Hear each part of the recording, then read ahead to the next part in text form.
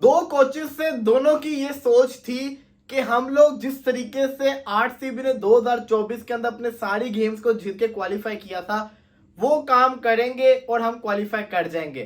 Sunriser Hyderabad तो चलो इस चीज के ऊपर अभी भी ट्रैक पे है, लेकिन चेन्नई सुपर किंग्स आज फिर हार गई। एमएस धोनी जो कि अब हम ये कह सकते हैं कि सच्ची में उनका फाइनल ईयर है, वो ट्रॉफी के साथ हमें दिखता हुआ नजर नहीं आ रहा और 99% ये कंफर्म है कि चेन्नई सुपर किंग इस आईपीएल से बाहर हो चुकी हुई है। बेबी एबी डिविलियर को लाने में काफी देर कर दी चेन्नई ने। चेन्नई इस चीज के ऊपर सोचेगी, बैठेगी कि हमने ऑक्शन के अंदर गलती की तो की क्या। असल में चेन्नई का मसला यह था कि चेन्नई ने जो फॉरेन पिक्स की थी उसमें इनके पास वो ऑप्शंस इन्होंने यूटिलाइज नहीं किए जो कर सकते थे। एक दो बड़े नाम ले लिए, नूर अहमद, सचिन रविंद्रा, लेकिन उससे भी बड़ा मसला यह था कि इनके पास इंडियन वो प्लेयर्स मौजूद नहीं थे जो चलने चाहिए थे। राहुल त्रिपाठी, शिवम दुबे, ऋतुराज गायकवाड़ है तो बहुत बड़े नाम, लेकिन इस पूरे सीजन के अंदर इन सब का स्ट्राइक रेट बहुत बुरा रहा। चेन्नई जिसको कहते हैं ना, आप समझ लें कि इस आईपीएल से बाहर हो चुकी हुई है।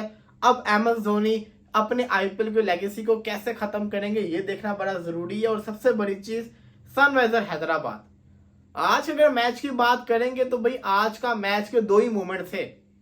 एक एमएस धोनी की विकेट के ऊपर जिस तरीके से सेलिब्रेशन की गई सनराइजर हैदराबाद के ओनर की, काव्या की, वो उनको पता था कितनी बड़ी विकेट है।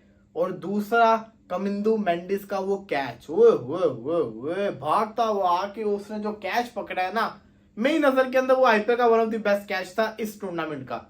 अगर आपको लगता है नहीं था तो आप कमेंट्स में जरूर बताइएगा, लेकिन मुझे लगता है कि ना आईपीएल का अभी तक का वन ऑफ द बेस्ट जो कैच था ना वो कमिंदू मेंडिस ने पकड़ा है।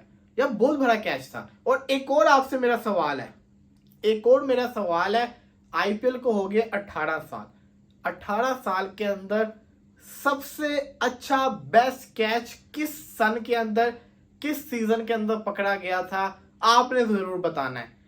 इसमें बहुत सारे कैचेस हैं, जैसे कि वो क्रिस लिन का, आपको याद होगा केकेआर से जब वो खेलते थे उन्होंने कैच पकड़ा था, बाउंड्री पे गिरते गिरते वो बड़ा बचे थे। एक वो कैच मुझे अभी भी याद है। रायना का बड़ा शानदार कैच मुझे याद आता है। ये कमिंदू मेंडिस का अभी रिसेंटली कैच है। ऐसे बहुत सारे कैचेस हैं।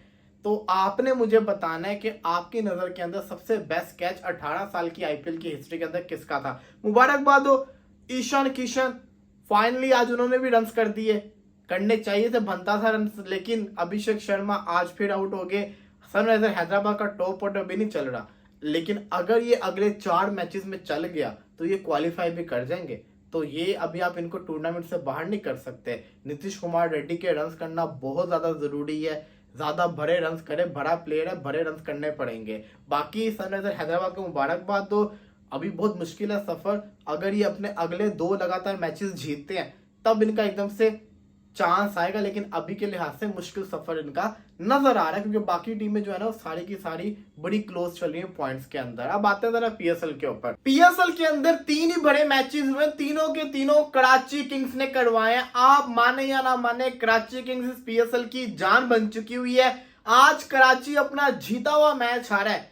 93 के ऊपर 2 आउट, 48 बॉलों पे 50 करना है, और क्या होता है, कराची 6 रन से वाला मैच हार जाता है। कोयटा ग्लैडिएटर ने एक हारा हुआ मैच जीता, और यहाँ पे इस चीज को दाद देनी पड़ेगी कि मैचेस जो है ना जब तक आखिरी ओवर नहीं आता तब तक खत्म नहीं होते। कोयटा ने साबित किया कि भाई साहब, उनके सबसे बड़ी मैं चीज बोलूं वो ये थी कि जिस तरीके से मोहम्मद नबी की क्रूशल विकेट मोहम्मद आमिर ने निकाली, वो इस मैच का टर्निंग पॉइंट था। अगर नबी खड़ा रहता ना तो ये मैच कराची ले जाता, लेकिन बड़े शानदार, हर बॉलर की तारीफ बनती है। खुर्रम शहजाद, अबरार अहमद, साउद शकीर, फहीम अशरफ ने आखिरी ओवर अच्छा करवाया। इसी के साथ साथ बाकी बॉलर्स ने शानदार बॉलिंग की, तो कोयटा ने बड़ा शानदार मैच जीता, एक हारा हुआ मैच जीता है। आप ये देखें कि पीएसएल का लेवल कहां पे चला गया कि जो मैचेस नहीं खेले, ड्रेसिंग रूम के अंदर काइल जेमिसन बैठा हुआ है, अकील हुसैन वेस्ट इंडीज का बैठा हुआ है, इसी के साथ साथ शॉन एबर्ट ऑस्ट्रेलिया का बैठा हुआ है, कराची किंग्स के डगआउट के अंदर केन विलियमसन जैसा प्लेयर बैठा हुआ है, यानी ये खेल नहीं रहे, ये बाहर बैठे हुए हैं। तो इसका आप अंदाजा लगाएं कि पीएसएल के अंदर कितने ऑलरेडी प्लेयर्स इस वक्त खेल रहे हैं। बट अगर बात की जाए, कराची को ये मैच जीतना चाहिए था। वार्नर को आमिर ने आउट कर दिया, उसके बाद टिम सेफर ने शानदार बल्लेबाजी की,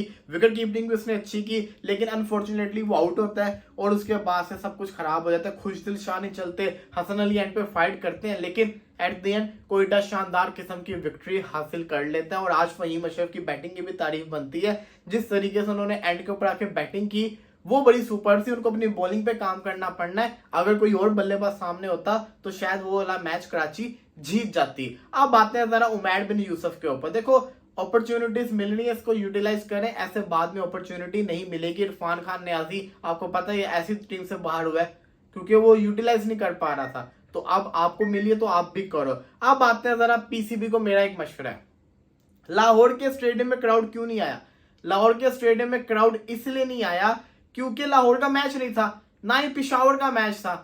ये चीज आपको समझनी पड़नी है कि लोग उसी को देखने जाते हैं जब उनकी टीम का मैच होता है। अगर पीएसएल नहीं जाना चाहता कोयटा के अंदर, नहीं जाना चाहता पिशावर के अंदर, तो भाई जहां भी मैचेस होते हैं फैसलाबाद वहां पे चले जाओ, वहां की आवाम क्राउड को देखने आएगी, वो लोग जरूर आएंगे देखने, चाहे जिस मर्जी का मैच रख दो। मैं ये समझता हूं कि कोयटा के जितने भी होम मैचेस थे वो फैसलाबाद या गुजरांवाला में होने चाहिए थे, वहां पे लोगों ने आना था, हर किस्म की फैसिलिटीज वहां पे मौजूद है। तो ये पीसीबी को चाहिए कि अगले साल जो मैचेस होंगे ना इन टीमों का, अगर कोयटा नहीं जा रहे, पिशावर नहीं जा रहे, तो फिर इधर मैचेस करवाएं, बल्कि पिशावर के अंदर मैचेस करवाएं, कोयटा नहीं जा रहे तो कोयटा के मैचेस इधर करवाएं, ताकि लोग तो देखने आए ना अपने स्टार्स को। स्टेडियम तो भराओ, आज स्टेडियम पूरा खाली था लाहौर का, ऐसे थोड़ी होता है।